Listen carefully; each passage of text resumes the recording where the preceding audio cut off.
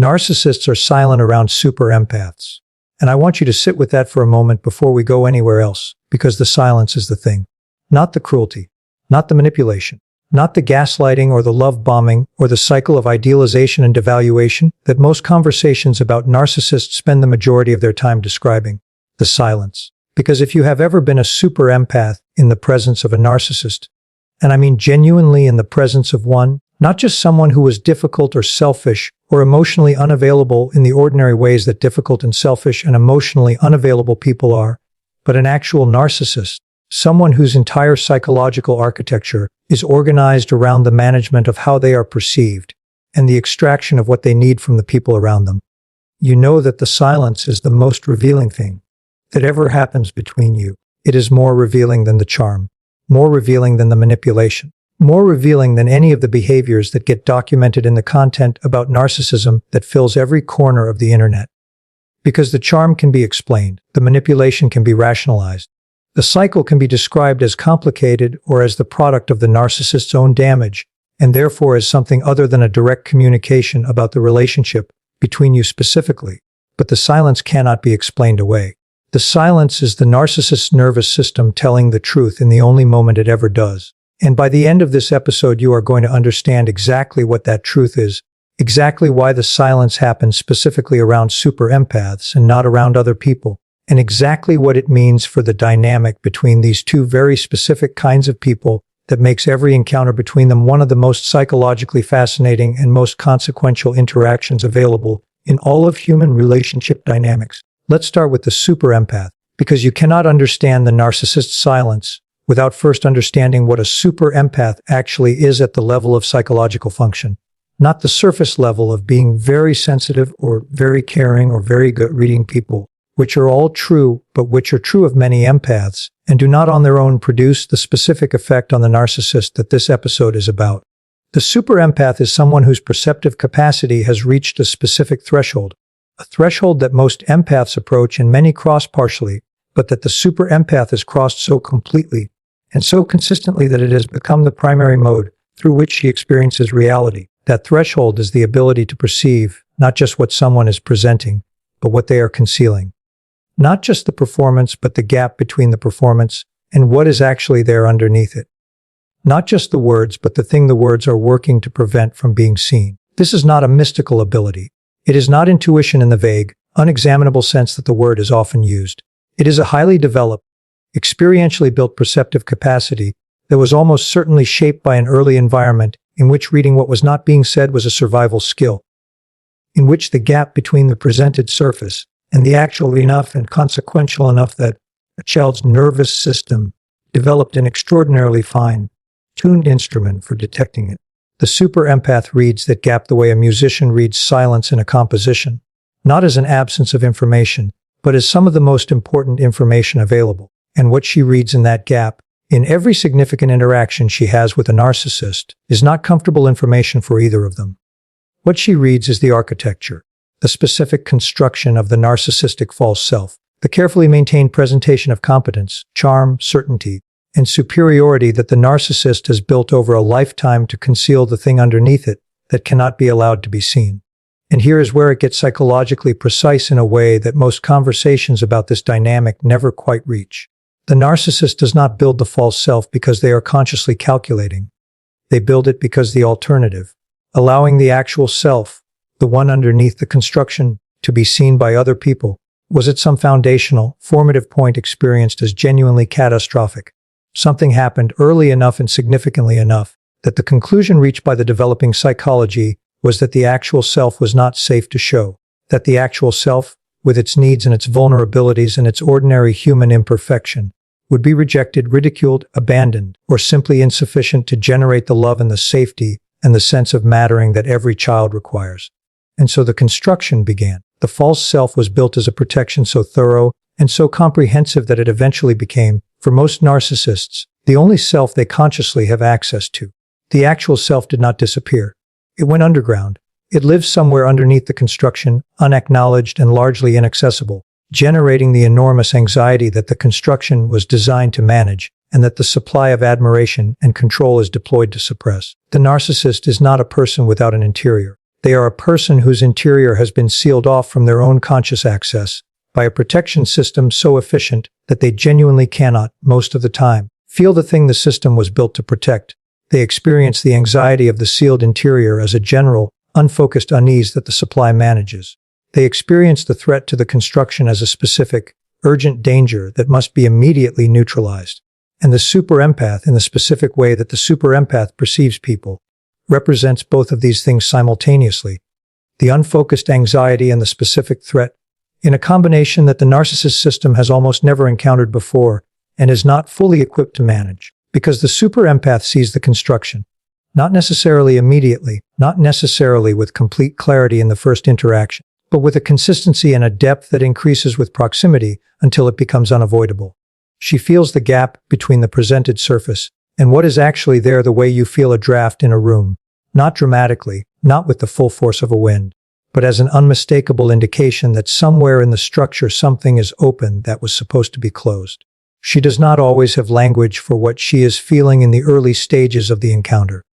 She might describe it as something being slightly off, as a disconnect between the way the person presents and the way they feel, as a quality of performing in someone who seems like they should not need to perform, as an awareness that the confidence being displayed and the confidence being felt are not quite the same thing. She feels all of this before she can explain any of it. And the narcissist, whose entire system is built on the premise that the construction is impenetrable, whose supply comes from other people confirming the construction rather than seeing through it, registers her perception before she has articulated it, before she may even be fully conscious of it herself. He registers it in the way that any system registers the presence of something it is not designed to withstand. Not with a thought, not with a conscious recognition, but with a response, a tightening, a recalibration, a shifting of the usual deployment of charm and performance and the specific social tools that have always worked on everyone else, towards something that has never quite been needed before. The usual tools are deployed, and they do not land the way they usually land, and the not landing is information that the narcissist system processes as threat before the narcissist's conscious mind has finished deciding how to categorize the encounter. This is where the silence begins, not as a decision, not as a strategy, at least not initially, as a response to the experience of being in the presence of someone whose perception is reaching past the construction in a way that the construction's usual defenses are not successfully preventing. The narcissist goes quiet in the presence of the super empath the way a performance goes quiet when the audience stops responding to it. Not because the performer decided to stop performing, but because the feedback loop that sustains the performance has been disrupted. The super empath is not giving the narcissist what the performance is designed to produce. The admiration is not arriving automatically. The confirmation of the construction is not being reflected back. The particular quality of being seen in the way the narcissist needs to be seen as the construction rather than through it, is not available from this specific person in this specific interaction. And without that feedback, the performance loses its footing. It becomes effortful in a way it is usually not effortful. It requires conscious management of something that usually manages itself automatically. And the conscious management produces a quality of self-consciousness in the narcissist, a monitoring of their own performance that the performance is not designed to withstand. That introduces a hesitation, a pause, a silence that is the narcissist system doing the only thing available to it in the presence of something it cannot manage with its usual tools. It is recalibrating, recessing, searching for the angle, the approach, the specific deployment of the specific quality of charm that will produce the confirmation it needs from the specific person in front of it. And in the searching, there is silence. And in the silence, if you know what you are looking for, is everything you need to know about what is actually happening between these two very specific kinds of people, and what happens next, what the narcissist does when the recalibration is complete, and why the super empath is both the most dangerous and the most compelling person the narcissist will ever encounter, and why this dynamic so rarely ends in the way either person initially imagines it will.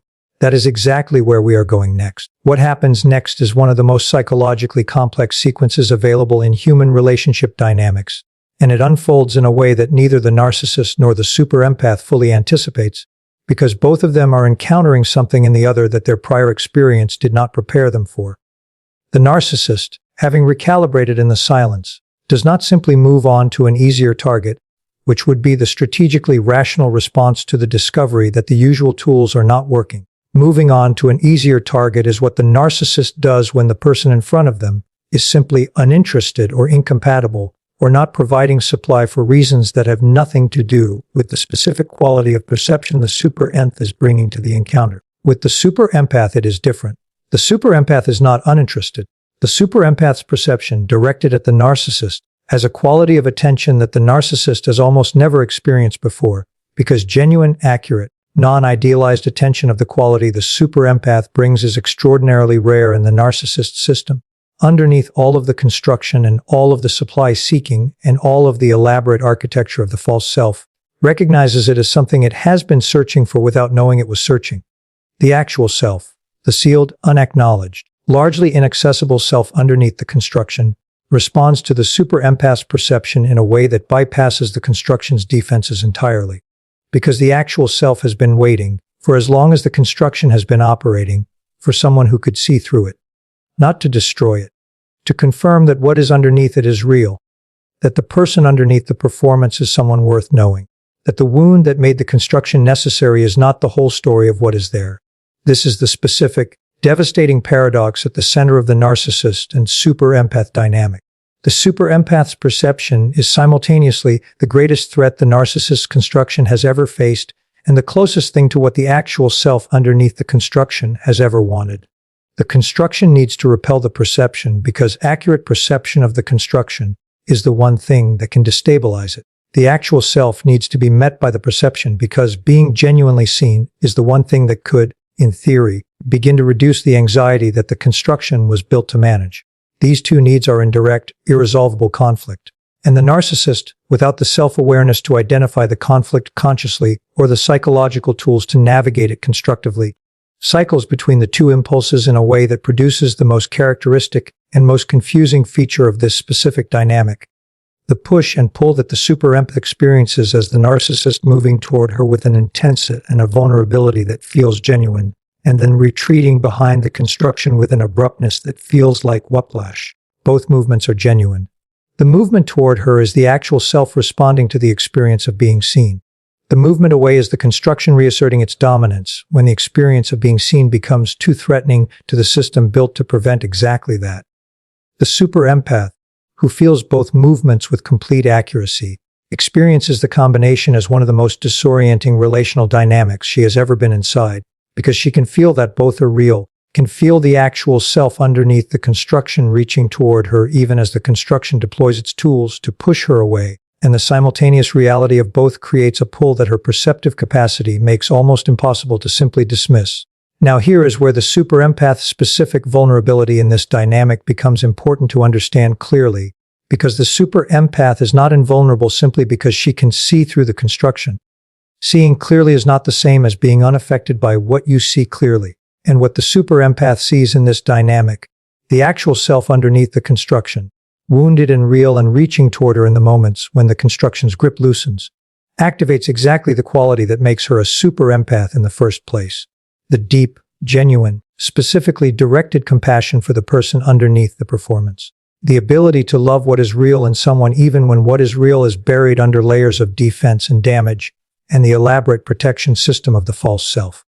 The particular pull toward the wound underneath the armor that empaths feel generally and super empaths feel with a specificity and an intensity that is unlike anything else in their emotional experience. She sees him. All the way down, past everything the construction is working to prevent her from seeing, to the actual person the construction was built to protect. And seeing that person, really seeing him with the full force of the perceptive capacity that makes her who she is, she responds to him. Not to the construction, not to the performance, to the actual self, with the quality of care and attention and genuine presence that the actual self has been, in some sense, waiting for its entire existence.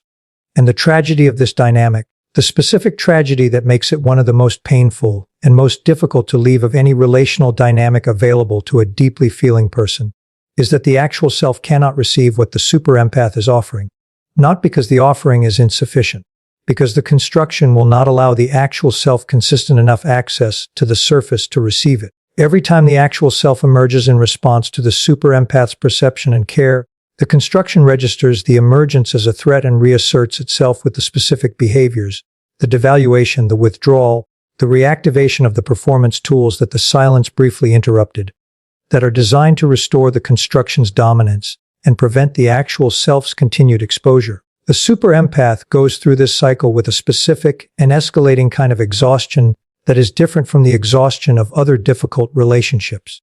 It is not the exhaustion of giving too much and receiving too little, though that is also present. It is the exhaustion of seeing something real and watching it be repeatedly retracted before it can be fully met, of reaching toward the actual person and having the construction step in front of him again and again, with a consistency and a timing that begins to feel almost deliberate, even though it is not deliberate in the conscious sense. It is the narcissist system doing what it was built to do, which is protect the actual self from the exposure that the super empath's perception and care are precisely designed to provide. And this exhaustion, specific and accumulative, is the thing that the super empath has to eventually make a decision about. Not a decision about whether the actual self underneath the construction is real. It is real, and her perception of it is accurate, and the compassion she feels toward it is genuine and appropriate to what is actually there. But a decision about whether she can sustain the cost of remaining in proximity to a system that responds to her perception by alternating between moving toward her and deploying its full arsenal against her in the moments when the moving toward her becomes too threatening to the construction's survival. The decision, when it comes, is rarely clean. It is not the decisive, empowered exit that the content about leaving Narcissists tends to describe, the moment of clear-eyed recognition followed by purposeful, unambiguous departure. For the super empath, it is more complicated than that, because she is leaving not just the narcissist, but the actual self she could see underneath him, and leaving the actual self, the one she genuinely connected with in the windows when the construction stepped back, the one whose realness she could feel with complete accuracy, even when the narcissist himself could barely access it. Leaving that person is a specific grief that most people who have not been inside this dynamic cannot fully understand. She is not grieving a fantasy. She is grieving something that was genuinely there, genuinely reached toward her, genuinely offered something in those windows that was unlike what she had encountered anywhere else.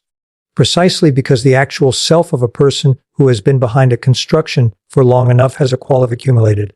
Long in that, when it briefly surfaces, is one of the most powerful things a perceptive person can be in the presence of. She felt that. It was real. And it was also insufficient, was also too defended, was also too thoroughly controlled by a system that was never going to allow it consistent enough access to the surface to build something that could sustain the cost of the dynamic. And holding both of those things simultaneously, the reality of what was there and the insufficiency of what was available, is the specific emotional complexity that the super empath has to metabolize on the way out of this dynamic, not choose between them. Hold both, grieve both. Let the grief be as specific as what generated it, rather than simplifying it into either. Was a narcissist and none of it was real. Or, the connection was real, so maybe if I stay long enough it will finally be enough to bring him through. Neither of those stories is accurate. The accurate story is harder to hold and more necessary to hold than either simplification. And the super empath who holds it accurately, who neither dismisses what was real nor overestimates what was available, is the one who comes out of this dynamic with the most intact, herself and understanding and what the silence was always telling her, that he saw her seeing him, that it was the closest his actual self ever came to being genuinely met, and that the construction, in the end, would never allow that meeting to be completed. Not because she was insufficient, because the construction was never designed to allow it, and understanding that, really understanding it, in the body and not just the mind, is the beginning of the only ending that does not require her to have been wrong about what she saw. She was not wrong. She saw exactly